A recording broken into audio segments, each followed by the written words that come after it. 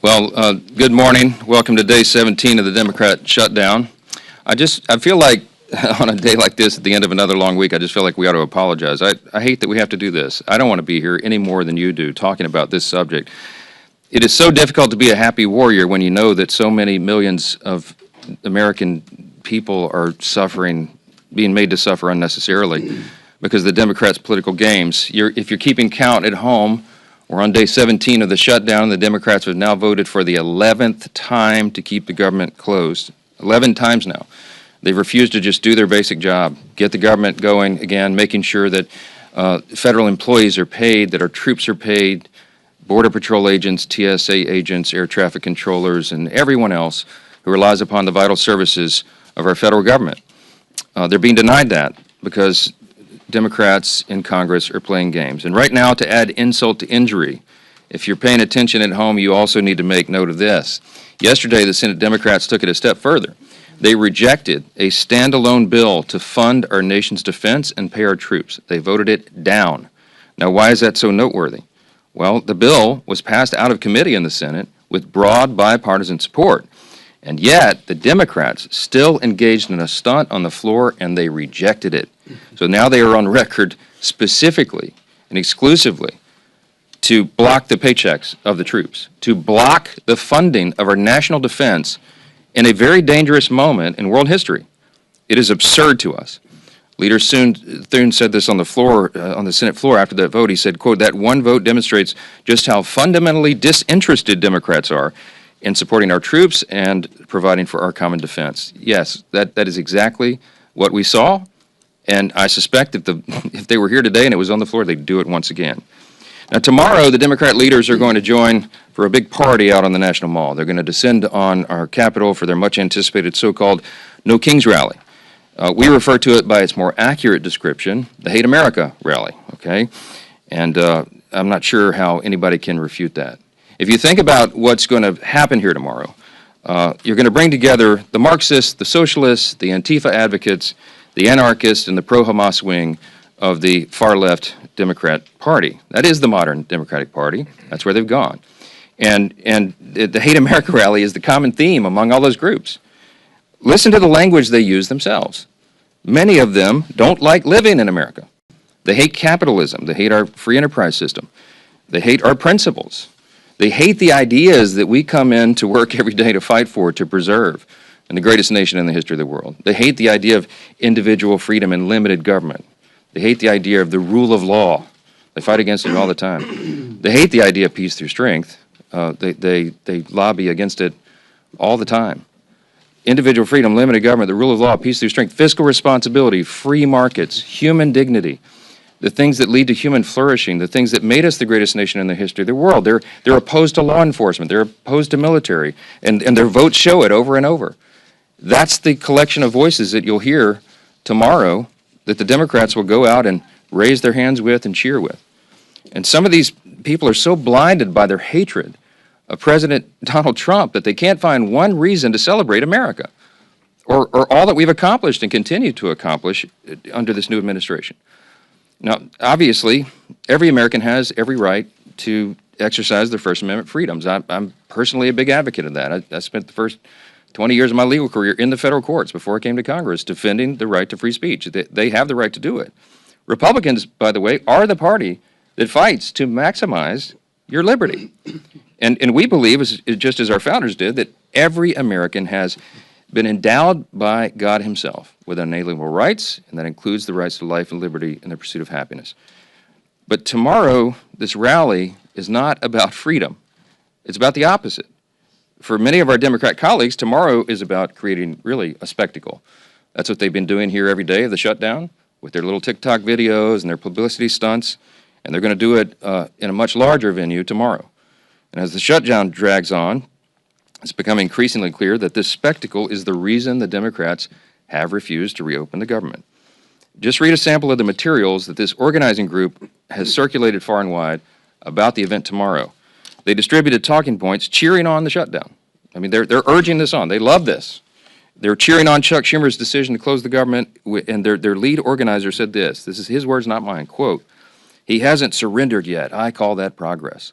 Maybe that's what led Chuck Schumer to say that every day of the shutdown gets better for us. That's what he said. Since then, Democrats have had their 7th, 8th, 9th, 10th, 11th opportunities to reopen the government, and they have obeyed the mob. They have listened to that. On Wednesday, this is pretty ominous. I don't know if anybody's reported on this, but you should. The lead organizer of tomorrow's event issued an open threat to Democrats in Washington, and this is what he said, quote, "The cavalry is coming in on October 18th, and they're either going to be celebrating you or they're going to be calling for new leadership in the Democrat Party." Now, I know who heard that. Chuck Schumer heard it. Hakeem Jeffries heard it. And their actions and their votes show that they are taking that as an order. Evidently, they've decided it's more important to show a fight to President Trump and appease this mob than to reopen the government and ensure the American people are taken care of. It's a binary choice right now. And to the surprise of literally no one, Chuck Schumer confirmed yesterday that he'll attend tomorrow's rally. Of course he will. He gave an impassioned speech on the Senate floor. He urged his colleagues to stand with him and fight against President Trump. The fight is absurd. Senator, you've been in office for 44 years. You've been in Congress longer than that, but you've been in Congress for 44 years, and everybody clearly understands what's going on. You're holding the entire country hostage to protect your own political career. I mean, no one can deny that.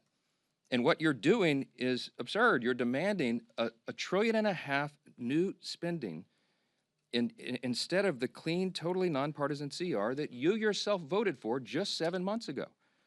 The whole charade is obvious. And I also want to point out the irony that is equally clear, okay? As much as we disagree with Schumer and the Senate Democrats and all of that's going to happen tomorrow, no one, not a single person is going to be standing in their way of their right to exercise, assemble, and protest peacefully. That alone is a profound testament to the strength of our republic, to the beauty of America. They are decrying the country that allows them to engage in this activity.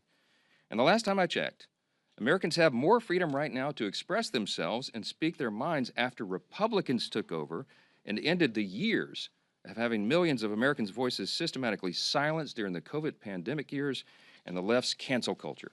It is the Republicans that restored your right to share and speak your mind. And that's the first and most obvious irony of the Hate America rally. The second and even more absurd fact is that all the Democrats who are so angry that they don't control the government are the same people who have decided to shut it down and hand the keys to President Trump. That's the great irony. Chuck Schumer said it himself. I brought just 2 lines out of his New York Times op-ed that he wrote and published March 18th of this year. And he pointed out there, in a shutdown, this is his words, the Trump administration would have wide-ranging authority. He said there's no check on their determinations on what is essential and what is not. Chuck Schumer put it in writing and published it. He knew this scenario, and he is the one that has decided to hand the keys to the kingdom to President Trump. When you shut down the legislative branch, the chief executive has the authority to make the decisions in the executive branch. He has no choice. They have turned off the funding streams, and they have to triage the situation with federal spending. Everybody on the mall this weekend should recognize and remember who's responsible for taking the reins of Congress and handing them to President Trump. It's Chuck Schumer. He's the one that's done it, and he can make it stop tomorrow if he had the courage to tell you the truth.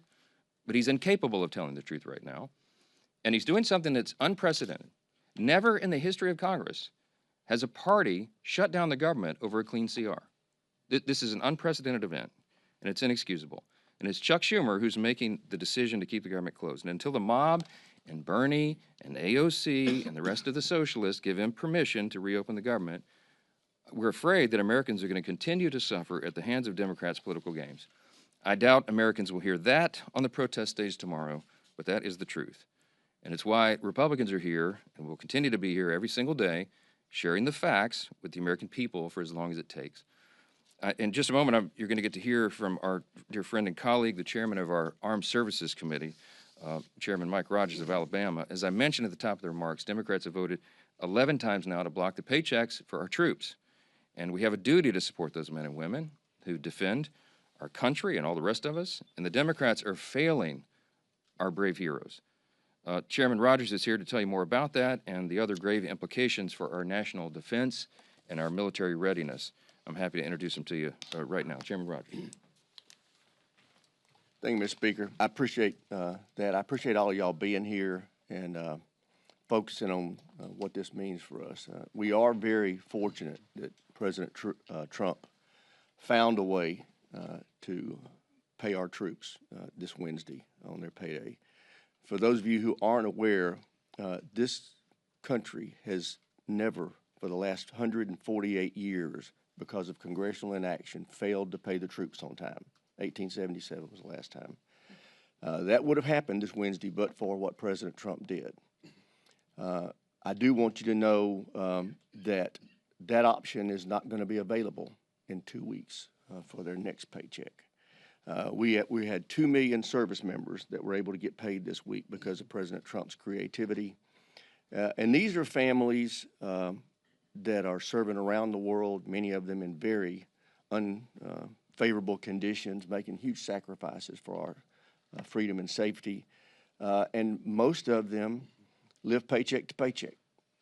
Most of them have less than $3,000 in savings, and 1 in 5 of them only have one source of income. So this is very real for these folks. Now, the 500,000 civilian federal employees, they're going to miss their first paycheck next week, and then the rest of them the week thereafter.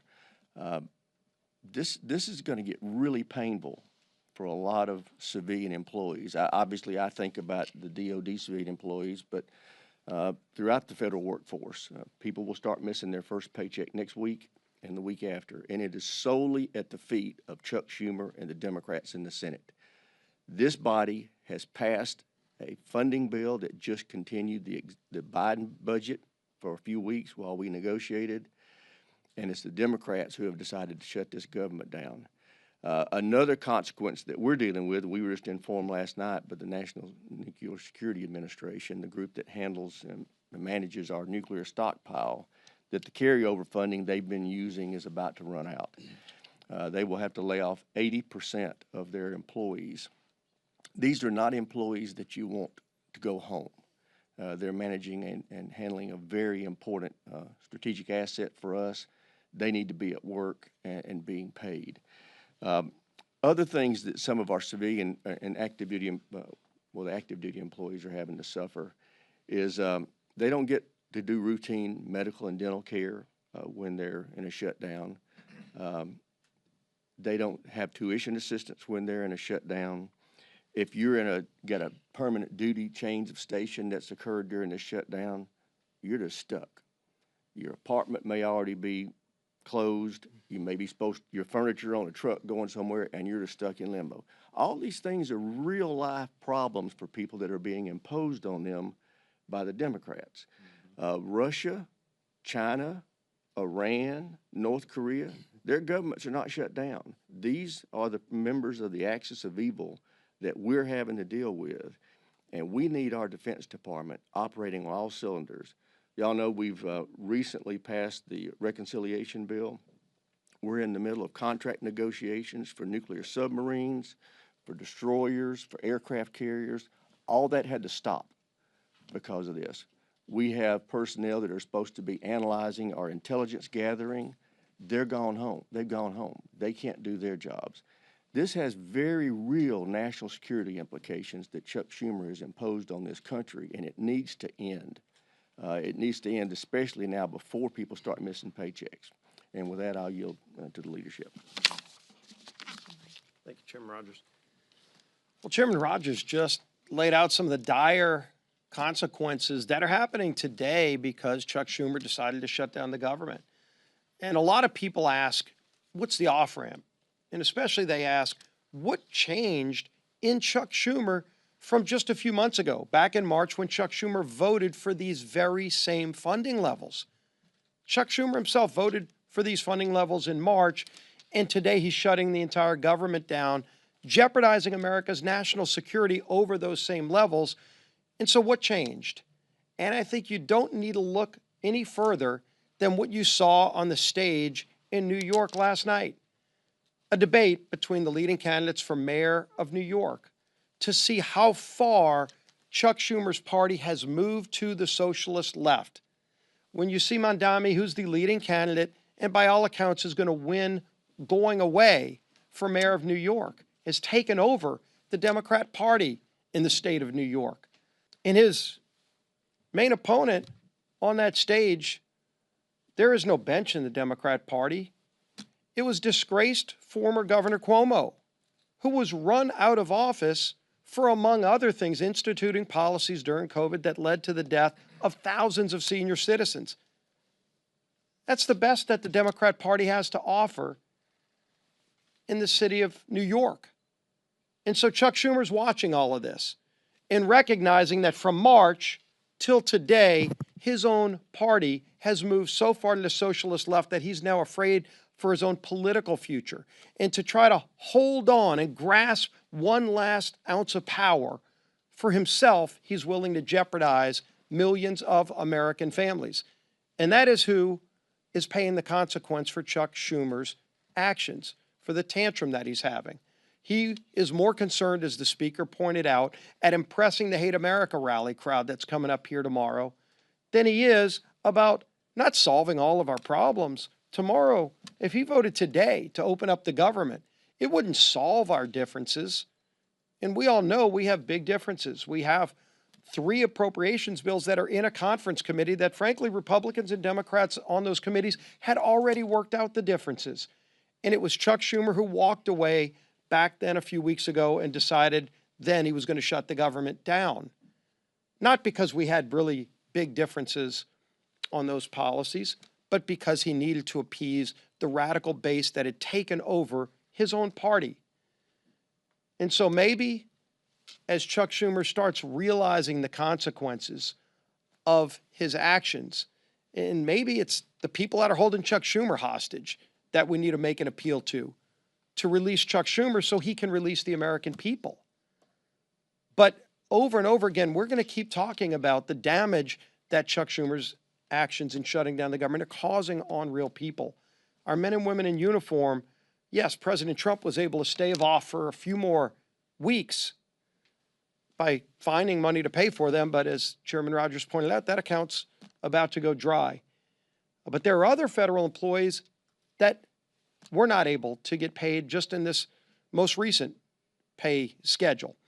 And my local media outlet, WWL-TV, just did a story today that went live about the consequences to those federal employees. We're talking about thousands of people just in Southeast Louisiana.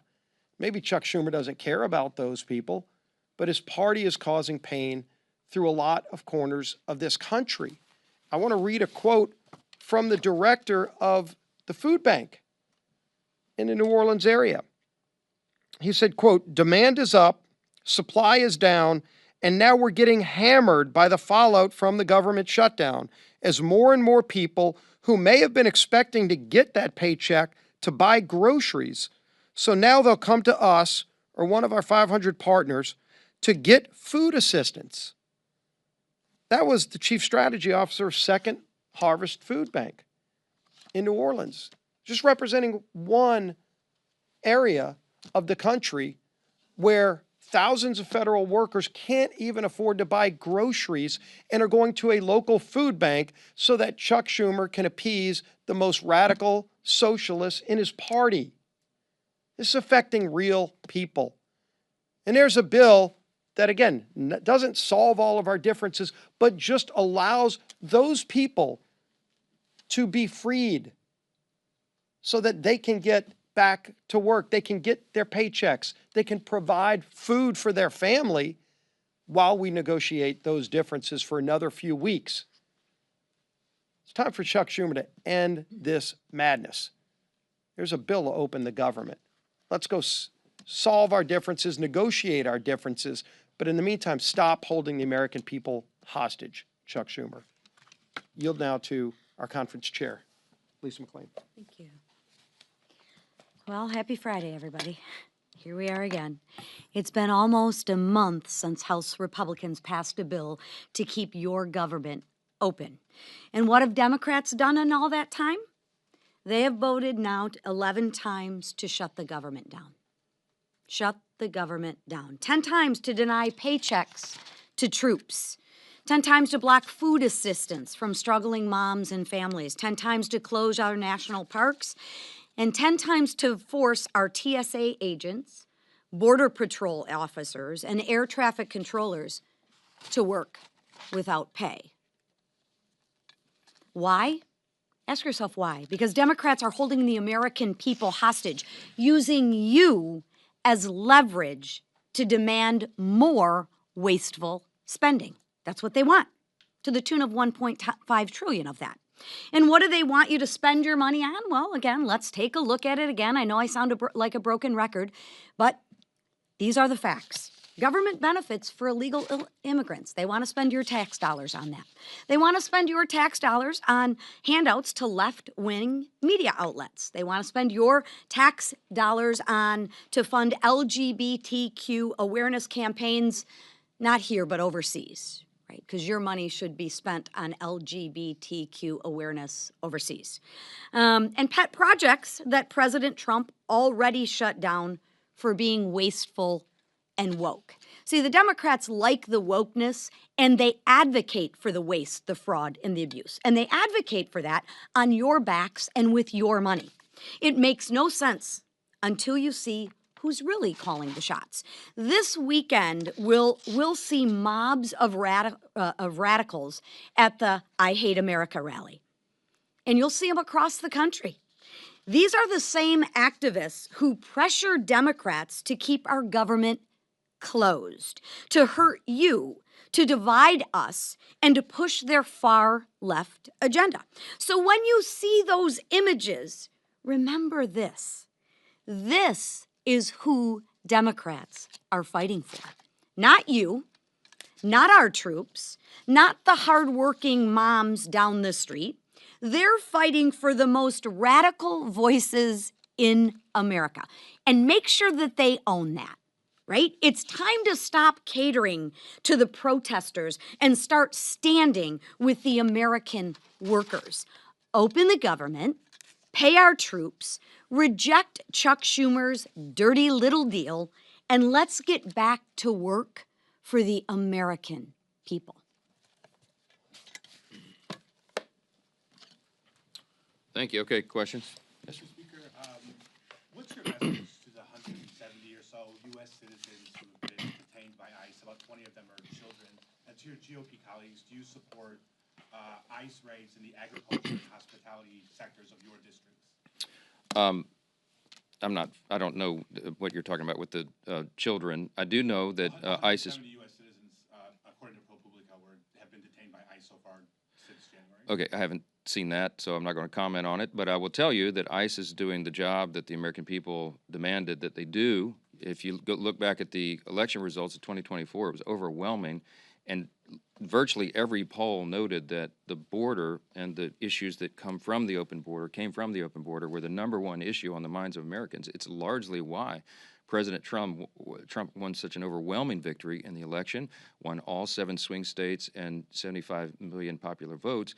House Republicans got 74.8 million popular votes, the highest vote total we've ever had in history, and largely because we were talking about the madness of the open border and all the chaos that ensued and came from that. Now, the border has been totally closed. There's virtually 0 illegal crossings now in the last 4 months as it's been recorded, and that's because you have strong leadership. The Immigration and Customs Enforcement, that's what ICE stands for, don't forget. They're enforcing federal law. They're enforcing the federal immigration law. There's about 20 million people who crossed that border when it was wide open for 4 years.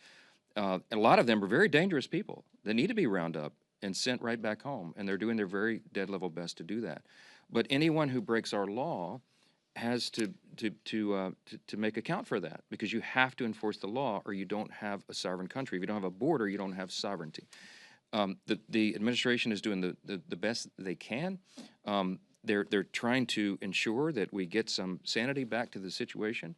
Ultimately, we need comprehensive immigration reform to deal with all this. You'll never be able to round up 20 million illegal aliens, but they've focused their attention early on, and you can see by their actions, they focused on the dangerous criminal illegal aliens who came across the country, and that has been roundly applauded by everyone in America because it did us great harm. And it will continue to do us great harm if you don't have a strong commander-in-chief. Yes, ma'am. Yes. Thank you very much. Hakeem Jeffries earlier today said to expect swift legal action if Adelita Grijalva isn't sworn in today during the pro forma session. What's your reaction to that? And are you still committing to only swear her in once the House is back in I thought Hakeem was a better attorney than that. It's a publicity stunt by a Democrat attorney general in Arizona who sees the national moment and wants to call me out. She has nothing whatsoever to do with what's happening in Congress. Rep-elect Grijalva is to be congratulating for winning her late father's seat. We love that. We're going to administer the oath to her as soon as we get back to our regular legislative session, as I've said 1,000 times. That is the issue. We're going to, I'm following the Pelosi precedent, by the way, as I've noted here. Our dear friend and colleague, Julia Letlow from Louisiana, won her special election in similar circumstances, replaced her late husband, who passed away tragically because of COVID, Luke, our friend. And Julia won the race, and Nancy Pelosi took 25 days to administer the oath to her, and no one held a rally or stomped around or barged indoors or did TikTok videos about it, because we understood that was the way the process works. If you look over the history of the institution, this is how it works. No one is impeding her. And by the way, I would say to Rep. Grijalva, if her Democrat colleagues and leadership have not informed her, you can be serving your constituents right now. You have an office. She's hired 16 employees. They keep going by and knocking on the door and pretending it's locked. If it's locked, it's because Rep. Grijalva is choosing not to represent her constituents. She can be handling their calls, directing them appropriately, and doing lots of important work right now. I don't know if she is. I hope she is. No ill will towards her at all. I'm going to congratulate her, as I do every colleague who comes in, and we'll do it as soon as we can get the government open again, and get all these Americans who are suffering taken care of. Yes, ma'am. Back here. Thank you. What is your reaction to Representative Marjorie Taylor Greene saying this is a serious issue in regards to Representative Corey Mills and accusing you of hypocrisy over the handling of this situation versus George Santos? I don't know. I try not to react to what Marjorie Taylor Greene says every day. I did see, somebody told me that she accused me of ousting Santos, which of course is the exact opposite of the history. Everyone can go review what happened. I opposed his expulsion from Congress. I voted against it. I advocated to my colleagues not to do that.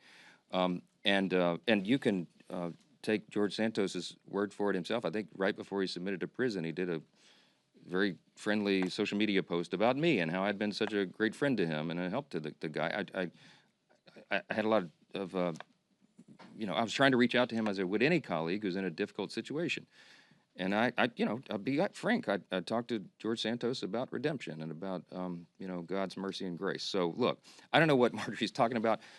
Corey Mills, I noted a few days ago when I was asked about Corey Mills, I'm aware of the allegations against him. I'm an attorney, so I'm going to reserve judgment on that, let the legal process play out, as I should, as anyone would expect. But what I said about Corey from the podium, I meant he's been a very hardworking member of Congress. He digs in deep on his areas of expertise and all of that, and he's served his constituents faithfully, so far as I've seen. I mean, he's been, a hardworking colleague here. With regard to what's going on in his personal life, I don't know. I mean, I know people want me to throw colleagues under the bus. I don't do that. I'm not going to do that. And we'll let the legal process play out. So thank y'all so much.